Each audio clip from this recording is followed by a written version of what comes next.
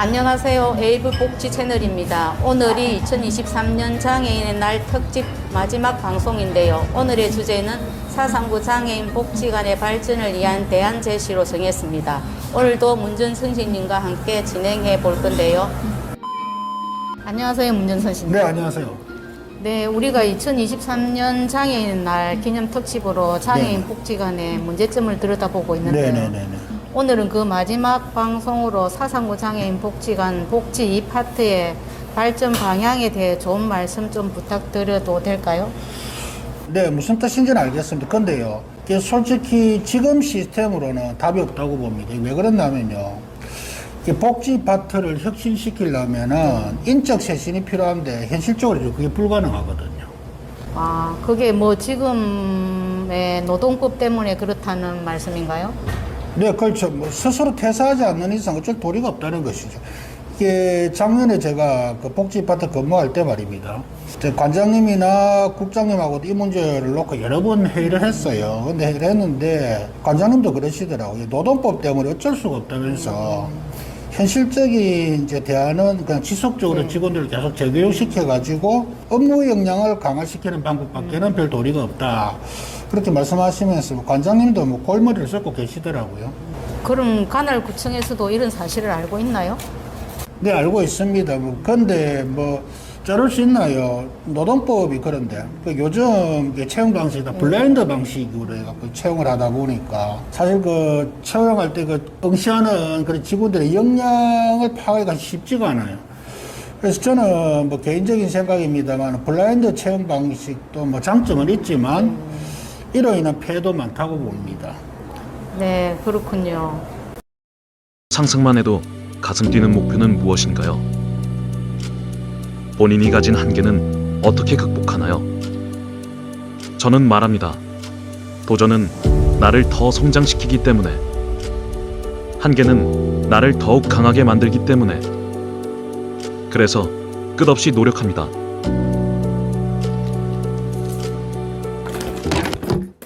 장애를 극복하는 것이 아닙니다. 장애를 받아들이고 최선을 다하고 있습니다. 장애인이라서가 아니라 꿈을 꾸는 사람이기에 오늘도 노력합니다.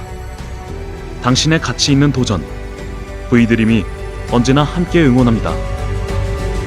Your Best Partner, V드림. 사상구 장애인 복지관을 보면요, 부서 조직이 총 3개로 나눠지가 있잖아요. 이게 복지 1파트, 복지 1파트는 관리형 부서입니다. 그건 관리하는 부서고, 그 다음에 이제 복지 파트가 이제 기획하는 부서예요. 기획 부서고, 그 다음에 이제 3파트는 주간보호센터라 해가지고 발달장애인들을 케어하는 곳인데, 물론 이제 국장님은 이제 전반적인 사업을 다 컨트롤하는 이제 그런 위치에 있는 분이고. 근데 지금 이제 가장 문제가 되는 게 우리가 이제 복지 파트를 놓고 이야기하지 않습니까? 근데 이게 왜 그럴 수밖에 없는 게 원래 이제 부서 성격상 복지 파트의 가장 핵심이 기획통이 그 자리에 앉아서 컨트롤을 해야지만 이게 제대로 돌아가는 부서인데 지금 전부 관련 직원들이 다 앉아 있다 보니까 이 보면요, 이 사상구 장애인 복지에는 관련 직원이 너무 많아요. 관련 직원은 복지 1파트 직원만으로도 충분하다고 보고요. 복지 2파트는 기획력이 좀 있는 직원들이 이 자리에 다 포진을 해 있어야만 이 복지관이 좀 제대로 돌아갈 수가 있거든요. 근데 문제는 지금 거기 기획통이 없잖아요. 문전선 씨님이 복지 2파트에 있을 때 그나마 좀 나았지 않나요? 지금은 그렇지도 못하니까 솔직히 문전선 씨님의 수준까지는 못 돼도 어느 정도 기획력이 있는 직원이 있어야 뭐라도 할 건데 말입니다. 그래서 이제 제가 아까 답이 없다고 말씀드린 거고, 이제 원래 복지 파트가 해야 할 가장 중요한 일이 뭔가 하면은, 이 복지가, 사상구 장애인 복지가 사업을 지금 기획하는 거예요. 어떤 사업을 할 것인가. 이게 핵심이에요. 거기서 이제 사업을 기획을 하게 되면은 이제 다른 부서하고 이제 조율 과정을 거친 다음에 이제 사업을 집행하면 되는데, 기획통이 없다 보니까 옛날에 만든 캐캐묵고 그런 사업 틀을 그대로 그냥 갖고 오는 거예요. 아무런 변화도 안 주고 그냥 지금 그대로 계속 그걸 반복하고 있거든요.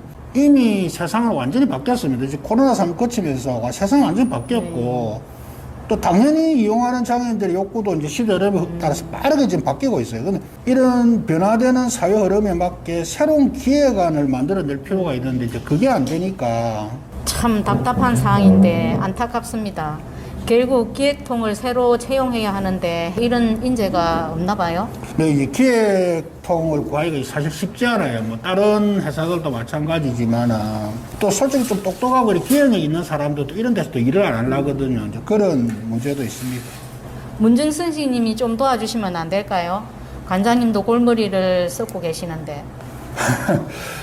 뭐 아시다시피 제가 지금 하는 일만 해도 하루가 어떻게 가는지 모를 정도로 이렇게 바쁘다 보니까. 네, 잘 알겠습니다. 기획통이 없다는 것 말고 다른 개선점은 없나요, 그럼? 왜 없겠습니까? 차고 넘치죠. 지난번 일부 영상에서도 제가 말씀드렸지만, 이건 직원들이 지금처럼 뻣뻣한 고자세로 이용장애인들을 대하다 보면 아무리 좋은 사업을 한다고 한들 결코 좋은 성과를 올릴 수가 없어요. 이 점도 간과하면 안 될 것 같고. 그렇죠. 옛말에 하나를 보면 열을 안다고 하잖아요. 주제 파악을 못하고 있더라고요. 알만한 장애인들은 다 알고 있는데 말입니다. 네, 그렇죠. 뭐 또 하나 시급하게 개선해야 할 애티튜드, 이게 사회복지사들 애티튜드가 뭔가 하면은 은행일치가 안 된다는 점입니다. 이게 우리 일반인들도 말하고 행동이 다른 사람하고는 잘 안 사귈라 하잖아요. 예, 마찬가지. 그렇죠. 은행일치 대단히 중요한데 말은 다 좋은 시를 합니다. 근데 이게 실천을 못 하니까 복잡한 슬로건에 보면은 이 자립이라는 말이 들어가서 자립도 있고 참여도 있고 좋은 말이 들어가 있죠. 그러고 맨날 하는 말이 장애인 차별 금지, 차별을 하면 안 된다, 장애인 인권 신정해야 된다, 또 장애인 권리 주장, 다 말은 다 좋은 말입니다. 이런 직원들이 맨날 하는 말도 이런 소리인데, 하는 행동을 보면 완전 정반대입니다. 우리가 또 이용하다 보면 딱 느끼지 않습니까? 딱 보면 벌써 느낄 수가 있지 않습니까? 이제 말은 그래 안 하지만 벌써 얼굴 표정 딱 보면은 장애인 주제에 너희들이 뭘 하나 제대로 하겠어. 그냥 마음소리 하지 말고 가만히 있어. 이거 얼굴에 딱 써지가 있더라 아닙니까? 이게 큰 문제예요, 이게. 이렇게. 장애인들도 그걸 다 느끼고 있다는 거네요. 당연하죠. 이런 게 개선이 안 되는 이상 결코 이제 발전할 수가 없겠죠. 그래서 제가 이제 한 달 회의 때 직원들하고 회의를 할 때 이제 한 말이, 지금 이 복지관에 이런 시스템을 갖고는 다른 데도 마찬가지겠지만은 우리나라에서는 결코 헬렌 켈러는 나올 수가 없다. 제가 그런 말을 했습니다. 이 시스템 안에서는 결코 헬렌 켈러 못 나옵니다.